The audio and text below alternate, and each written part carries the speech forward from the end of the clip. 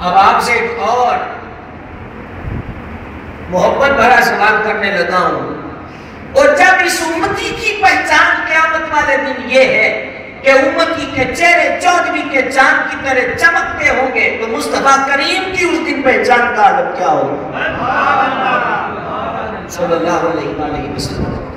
پھر مقام دیکھیے اس امت کا، بشیر محدثین نے شبیز کو نقل کیا، اللہ کے حبیب علیہ السلام نے فرمایا قیامت والے دن کسی بھی امت کا کوئی بھی فرد اس وقت تک جنت میں نہیں جا سکتا جب تک کہ میری امت جنت میں داخل نہ ہو۔ تو یہ پروٹوکول کس لیے ہے؟ ہم بڑے زیرک ہیں، ذہین ہیں، ہمیں بولنا آتا ہے، لکھنا آتا ہے، پڑھنا آتا ہے، سننا آتا ہے، سنانا آتا ہے، اس وجہ سے ہرگز نہیں۔ اگر حسین ہے تو حسینوں کی کمی پچھلے دور میں بھی نہ رہی، دولت مند ہے تو قارون، حامان اور یامان سے بڑے دولت مند کون ہوں گے؟ تو ایک ہی وجہ ہے اس پروٹوکول کی کہ ہمیں جنت میں پہلے داخل کریں گے، اور وہ ہے نسبت مصطفیٰ صلی اللہ علیہ وآلہ وسلم۔ سبحان اللہ، کہ یہ حضور کا امت ہی ارے صاحب بس۔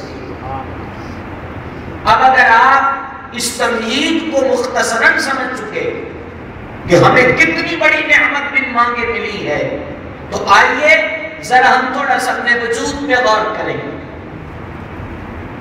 ہم نے اپنی ماں کے پیٹ میں مختلف حالتیں گزاری ہیں،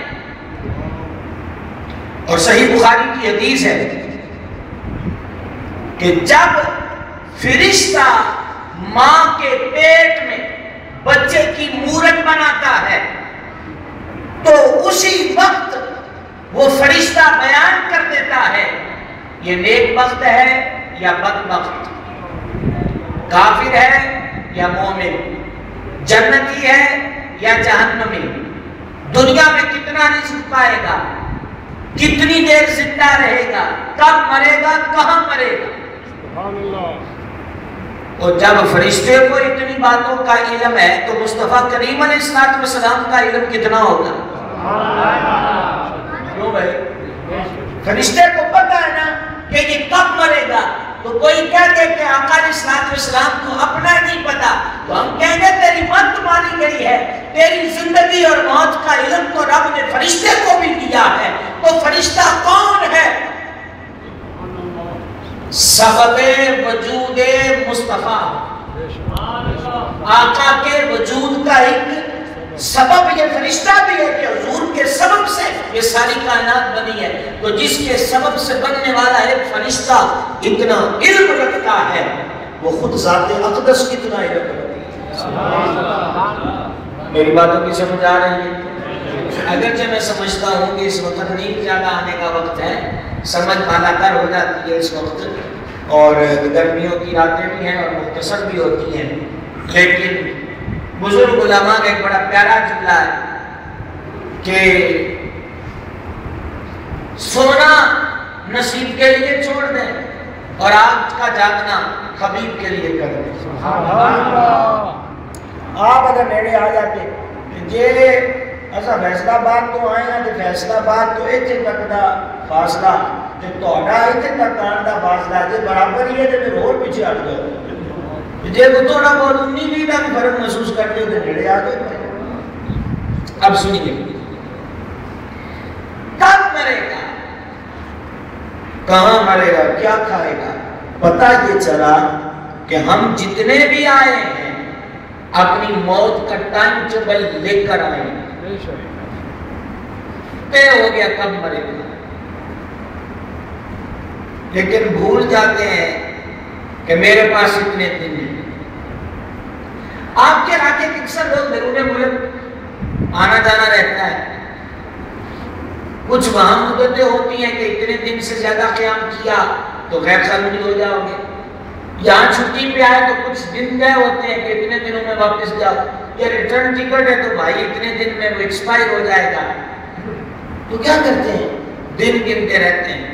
2 ہفتے رہ گئے میرے، 1.5 ہفتہ رہ گیا، 1 ہفتہ رہ گیا، آدھا ہفتہ رہ گیا ہے، بس کل جانا ہے، کل آگے تو باقی 5 گھنٹے رہ گئے۔ وہ پگلے کے دنیا کے سفروں میں اتنا پتہ ہے کہ میرا اتنا ٹائم کم ہو گیا، اتنا کم ہو گیا۔ کبھی یہ بھی غور کیا ہے کہ روز ڈوبنے والا سورج کہہ کر جاتا ہے او بندے تیری زندگی کا ایک دن اور کم ہو گیا۔ روز یہ ڈوبنے والا سورج پیغام دے کر جاتا ہے۔ بلکہ اللہ والے تو اور بڑی پیاری بات کہتے ہیں، وہ کہتے ہیں کہ جو گھڑیال بجتا ہے ٹن ٹن کی آواز پیدا ہوتی ہے، ہر گھنٹے پر جو گھڑیال بجتا ہے، تم یہ سمجھتے ہو کہ وہ تمہیں یہ بتلا رہا ہے کہ 12 بج گئے 11 بج گئے؟ کبھی اس گھڑیال کی اس آواز پہ غور کیوں نہیں کرتے؟ وہ گھڑیال یہ کہتا ہے غافل کب تک مزے اڑائے گا، 1 گھنٹہ اور کم ہو گیا، 1 گھنٹہ اور کم ہو گیا۔ اور آپ نے کبھی غور کیا کہ جس کا ہفتہ رہ جاتا ہے، آدھا ہفتہ رہ جاتا ہے، جس کی کل کی فلائٹ ہے، اس کی تیاری سستی میں ہوتی ہے؟ بولیے بولیے ذرا، وہ سستی میں تیاری کرتا ہے، بھاگم بھاگی ہے، اور رشتہ داروں سے بھی ملنا ہے، بازار سے بھی کچھ چیزیں رہ گئی ہیں، کچھ دوست اب آپ نے فرمائشیں کی تھی وہ بھی لے کر جانا ہے۔ پتا چلا جب ٹائم چھوڑا ہوتا ہے تو غفلت نہیں بڑھتی، سستی نہیں بڑھتی، لاپرواہی نہیں بڑھتی، بلکہ چستی آتی ہے، تیزی آتی ہے، ورک بندہ زیادہ کرتا ہے۔ پر ایک یہ سفر ہے، وہ قبر کا سفر ہے کہ جس سفر کے بارے میں دن ب دن ہم نے غفلت آئی ہے،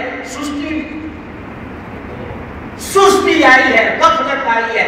اس معاملے میں ہم چاقو چوبند نہیں ہوتے، سمجھتے نہیں، سوچتے نہیں۔ بزرگوں نے ایک حکایت بیان کی، ایک بادشاہ کا دربار میں اللہ والا آیا، بادشاہ نے جیب سے رومال نکال کے کہا بابا جی میری محفل میں جو سب سے بڑا بے وقوف ہے یہ رومال اس کے سر پہ رکھ دیجئے۔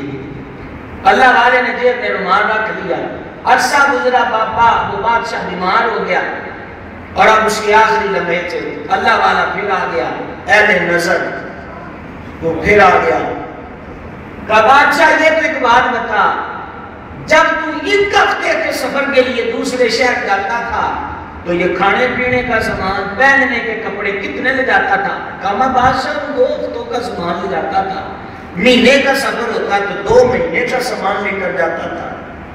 تو بزرگ کہنے لگے پھر تو تو سمجھدار ہے، تجھے سفر کی تیاری کرنی آتی ہے، تو یہ جو قبر کے لمبے سفر کے لیے جا رہا ہے اس کے لیے بھی بڑا سامان تیار کیا ہوگا۔ بادشاہ سر پکڑ کے بیٹھ گیا، ہائے میری قسمت کہ میں نے قبر کے لمبے سفر کے لیے کچھ تیار نہیں کیا۔